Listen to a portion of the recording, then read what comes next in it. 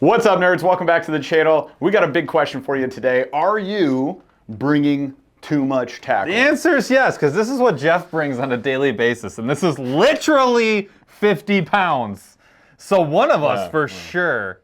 You are bringing too much tackle on the water. We get yelled at about this all the time, it feels. It's like, why do you have those gigantic kayaks? Why not just get a regular boat? But then, and that's funny because that goes against what this is. In a regular boat, what are you gonna do? Fill it up. Bass boat guys are filled to the brim with tackle, so they never seem to get yelled at like kayakers do. So when I show up with my Blackpack Pro 16 by 16 full to the brim with tackle boxes, like all of these could fit in, and then I have my studio crate. Where's that crate at? And then I bring these over with all my plastics. And then you have these for plastics too. Some people might say that's too much. Some people think that that's I might actually tackle tend to agree with you. And there's a couple different ways you can do it. I mean, there's no wrong answer. We said that many times on this channel. If you like having that much tackle, if it makes you successful, bring whatever you can bring in the most efficient way possible. Good job. Now, sometimes it just gets to be too much. And when you look at, out of all this stuff, what percentage of this did you actually fish with? 1%. Now, that doesn't mean that it's not good to have options, because for some people it's really good to have options. I know for me, I don't like having that many options, and it just bugs me having that much stuff. So I've trimmed mine down considerably. I will say this, there is a line, and this is probably somewhere in the line. What we're doing this year is we are going to trim down the assortment a little bit. Now what do we want to get out of trimming down? We want to get to the baits that we know we're going to use and we're going to use often. We want to get to the stuff that's indispensable, and we want to have the right amount of options for any scenario. So we don't want to compromise on fishability, but we want to trim down what we're bringing. So we want to be fast and efficient. So if we were downsizing and Paul was saying, I'm going to get this down to taking 3 tackle boxes with me, then I would downsize and say I'm taking 5 tackle boxes with me. Which is fine. So I'll be like relatively close. So let's come up with some creative solutions. These are going to be our top tips for how to downsize if this is how you start like I do. And there's some things that are going to work for you guys. So let's get right into it.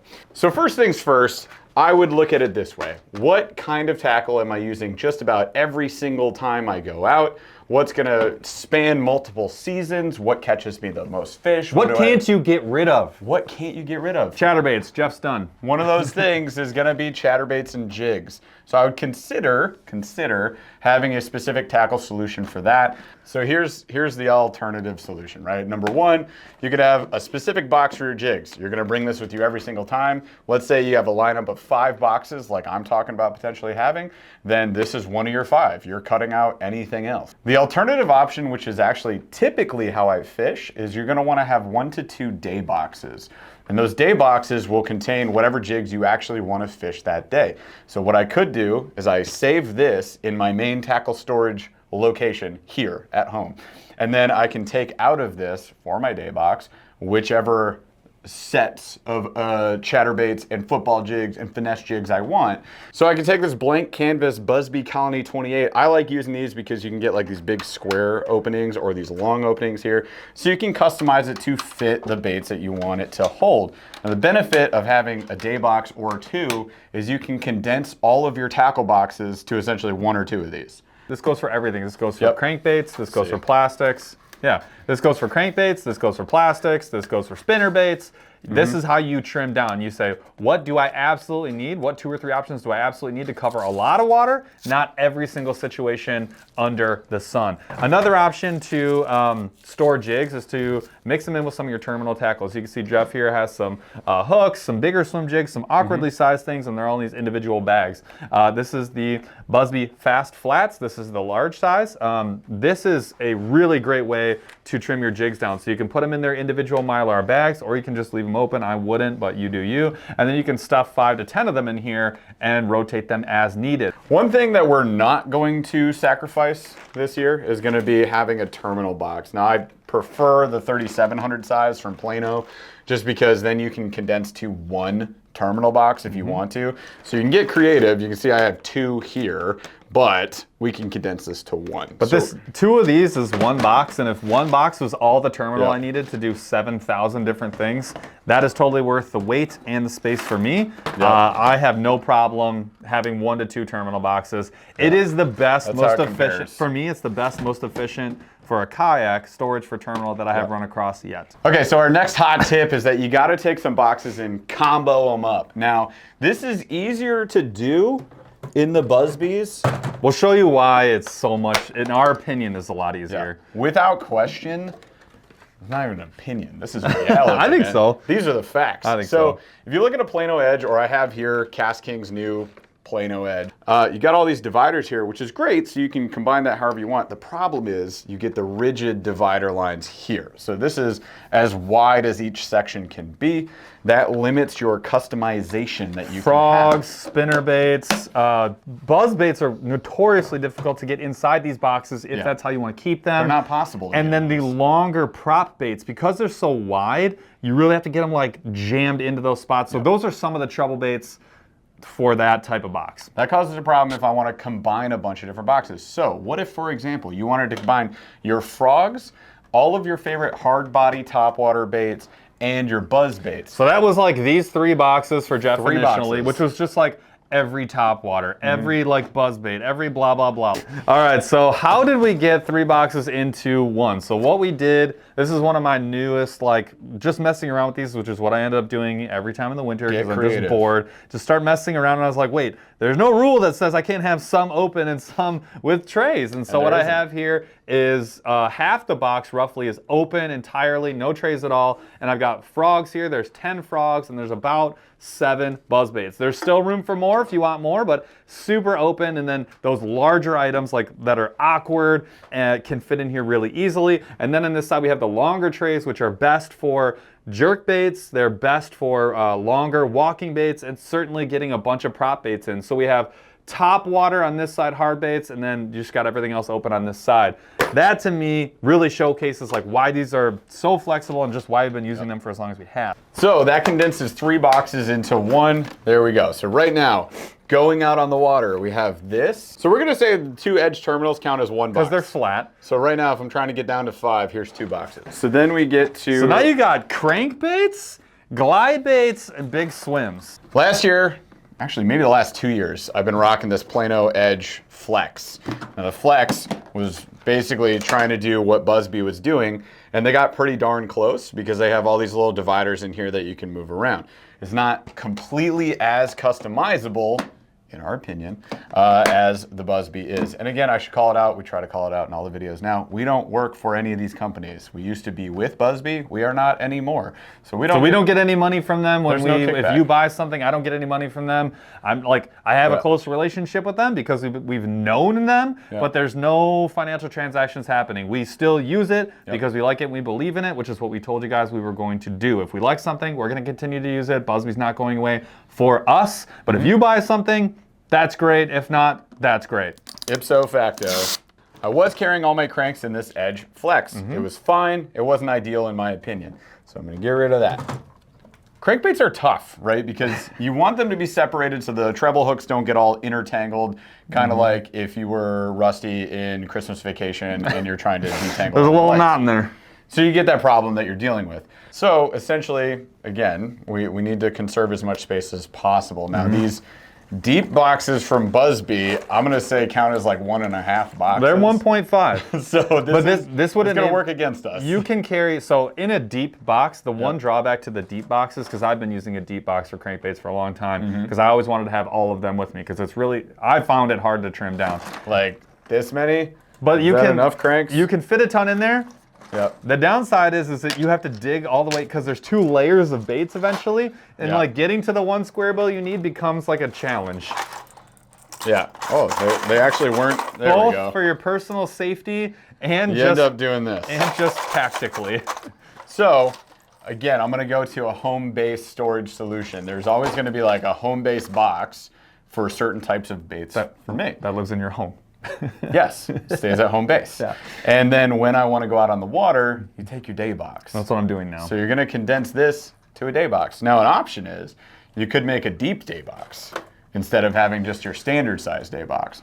And that would allow you to bring a couple specific types of baits. In my mind, it's gonna be a combination crankbaits and smaller glides and swim baits. And that would be like a good combo box. So right now, I have 2 boxes. This is where the little swim baits, small to medium sized swim baits Show them go. how you're doing it here. I think this is important because you have the plastic that it came with originally, and then it's the longs. This is actually new. And honestly, I wish Busby would make a long double where it was, this whole thing was one tray. Yeah, this was so close for me. So Busby came out with this 2x3. So it's 3 blocks down this way, 2 blocks across. That's their unit of measure. This is great. I love it. I wish it was 1 block longer. So it'd be a 2x4. 2 of these combined. That would be, you could fit almost any all the glide bait that you'd want, and you could fit 2 side by side in most instances. That would be like the chef's kiss. So our goal here would be, let's take the glide box, right, and the crank box, and we make it one. And that conserves us quite a bit of space. And this would be what I would think of as like the day box, the day deep. For all those deep day box. For all those types of hard body baits. 3, 2, 1, do it! So I took the crank box / the glide giant topwater. Basically it was a big bait box. And we've condensed it now. Pretty shockingly easily. Very quickly to this. We have more hard baits than you could ever need, I think. It's quite a few. So we've got our little soft sides right here. Got some hard glides there. We got some swim bait hooks for my soft side swim baits from my plastics. We've got some harness swim baits right here. And then we've got our cranks, shallow and deep. That's it. Super simple. 1 deep box, covers the spectrum. 40 baits in there. There's a lot. There we go. It's funny that I'm condensing and yet bringing so much still. So now we're up to the 2 terminals. We've got the combination topwater box, and then we've got the combination swim bait cranks box. I think we're in a pretty good spot. So we'd be down to the jig box. Just looking at the different things here. I've got an Alabama rig box, and I've got a jerkbait box. So the way I'd be looking at this going forward, we don't have to do right this second. But you're also probably thinking where your spinnerbait's at and all that other stuff. So what would happen is I would end up with something like this. And this actually is pretty close to what I'd be using right now. So this is somewhat of a cold water box. We've got all our spinnerbaits right here. So I mean, I can bring as many spinnerbaits as I want in just these 2 cubes. 20 is probably the max. So this is 1 day box. This would contain my spinnerbaits. And then in these long boxes, I can throw my jerk baits. My downsized jerk baits can go up here. Lipless. But you've got tail spins in here, which is my cold water stuff. You've got some blade baits in here, which could be replaced by lipless as the water warms up a little bit more. Never a bad option there. So we'd have jigs as well would go in there. Yeah, jigs, bladed jigs, they go in here too. That would be the day box. And then as the year progresses, you might be trying to grab some more swim jigs. You might want to take out all the blade baits and all that kind of stuff, and maybe you would swap that out for some unique types of crankbaits or anything else, right? More jerk baits, et cetera, et cetera. That's going to, anything that's seasonal or mostly seasonal is going to rotate in and out of that box. For example, this Busby jerkbait box, this is probably containing right now around 30-ish jerkbaits. So I don't need all 30 of these. You need 3 to 5. Yep. So I'm going to grab the ones I need, so this box would be done. So for the A-rigs, one option is you take a big old box, right? If you got the room to spare, this weighs nothing, so I'm not like losing anything weight capacity wise. That said, if I wanted to condense more, maybe one option is go with these right here. We'll show a picture of these tubes that you can get. So if you've been on our Instagram, for example, he showed how we're gonna store the ultralight A-rigs. This is a smaller version of that. Smaller tube, right? So an option like that is pretty great if you have somewhere in your boat that you could just stash these things. So we have our quick cube. This is the easiest way to get like 2 or 3 of these in here because it can just fit along the top. You can't lose them, and you get 2 or 3 and no problem. Another option is if your boat has a console, like mine has a mid-console, that opens up, that has 2 drop-in bins, I can just throw them in there. And all of those options are basically replacing a full box. Like this is a lot of space for 5 baits. So the A-rig box is done. R.I.P. The jig box is done. R.I.P. Well, what are you? Yeah, you're doing those in the day box. Jigs go in the day box. Okay. So here is where we're at. We've got 2 terminals. we've got a topwater box, we've got a big bait box, crankbait, swim baits, all that, and we got the day box. It's still heavy. It's still a good 30 to 40 pounds. But we have dropped considerably from what I used to bring. The volume is significantly reduced. However, with just a little bit more work and a little creativity, you can take significantly less, and actually You too can take significantly less. And then actually make it easier on yourself to find and zoom in on the bait that you want and need for the situation that you're in. Now, one thing we didn't cover Yes. was ultralight. So where does ultralight live within all of this? So this is where we're starting right now. So you've got this big, medium, deep. It's got all the plastics, some of the terminal, and then you've got a Busby, what is this, the 15? Yeah, this is Colony the 15 regular, and that is jammed with hard baits and buzz baits and stuff like that. All ultralight BFS type stuff. So my goal this year would be to downsize to this size right here. Somebody already did the work for us. Somebody already did this. Thanks, BurlyFishing. There's a couple brands that make boxes similar to this. It's a double sider, right? I just like getting it from Mule because I like my buddy Ethan, and these are only 10 bucks. The terminal and this to 2 of these. And the that would be, you could get down to 1, but that would be easy to get to 2 of those. Easy. So these are like our favorite ultralight go-to options. You got your Mule Fishing double-sided box. You got your Busby Colony 8T. So instead of the 15 regular, you go 8 thin. And then you got the Edge in a 3500 size. Those are sick, and actually the terminal edge, the larger version of that one, the terminal edge is thin. So I think this is actually one of the better options because it's thin, you know, it is a little bigger, but you can fit a lot of jigs, and the terminal sections are really, really convenient for getting all your weights and stuff in here. So I find this to be one of the better options. If you're gonna get down to just 1 box, this could potentially do everything. That whole tower I pushed over earlier with a little creativity and a little mental fortitude and getting rid of some stuff you may not need, you can get down to this, which is a very manageable, or a much more manageable amount of tackle to bring with you on a kayak, and potentially makes you more efficient. That was the goal. I feel like we did it. Achieved. So there we go. We downsized our tackle, and you know, again, I'm at whatever 5, 6 boxes here. You guys could obviously go less than that. You can go to 3 boxes. Maybe you just do 1 box. That's awesome. If you got any other tips for how to break it down, downsize your tackle, and stay efficient though. And stay efficient, and you want to share it with the community, do so in the comments below. Keep in mind too, like, some of the reason why I'm gonna bring more is because we do this channel. So I have this thing where I wanna go out, I wanna test baits, I wanna get on fish to make it a quality video if I can, to the best of my abilities. So chances are I'm gonna take a little bit extra than most people would if you're not recording your adventure, for example. But if you're a tournament fisherman, like this is maybe half of what you would normally take, right? Because you, in that situation, maybe money, certainly pride, if money's on the line for you, gotta have all the stuff. Yeah, so I would feel good with the tournaments we've fished. Like I'd feel good with this right now, but that's also me. I suck at tournaments, so here we go. If this was helpful for you guys, be sure to smash that like, ring that notification bell, maybe subscribe to the channel, and check out more videos that we have, including the plastics downsizing video. Go check that out. We appreciate y'all, and we'll catch you on the next one.